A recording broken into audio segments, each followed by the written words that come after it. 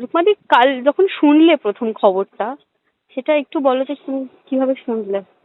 আমাকে আমার এক বন্ধু ফোন করে বললো এরকম হয়েছে। তারপর ভেবেছি বাজে কথা, মানে রিউমার এরকম অনেক সময় ফেক নিউজ ছড়ায়, সেটাই এক্স্যাক্টলি, মানে আমি শিওর ছিলাম ফেক নিউজই এটা। দেখ হতেই পারে না, দাঁড়া আমি এক্ষুনি ফোন করছি রাহুলদাকে, দেখ কথাগুলো বলে আমি রাহুলদাকে ফোন করেছি। বললাম, ঠিক আছে রাহুলদা, কোথায় তুমি? বলে সেটা ছেলের গলা। আমি কি, হ্যালো শুনতে পাচ্ছ, কোথায় তুমি? তখন দেখছি বাবলুদার গলা। বাবলুদা কাঁদছে, বলছে ঠিক থাকবো দিদি আমি, বলে কাঁদছে খুব। আমি বলছি কি হয়েছে আমাকে তো, তখনও আমি না তখনও বিশ্বাস হয়নি আমার।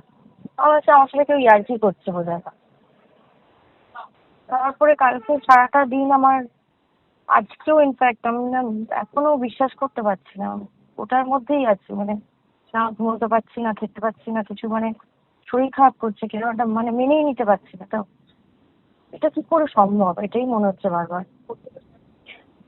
রুকমাদি, এই মানে কাজের ব্যস্ততা থাকে, কিন্তু কি যোগাযোগ কি ছিল, মানে তোমাদের জুটি বন্ধুত্ব সবটাই?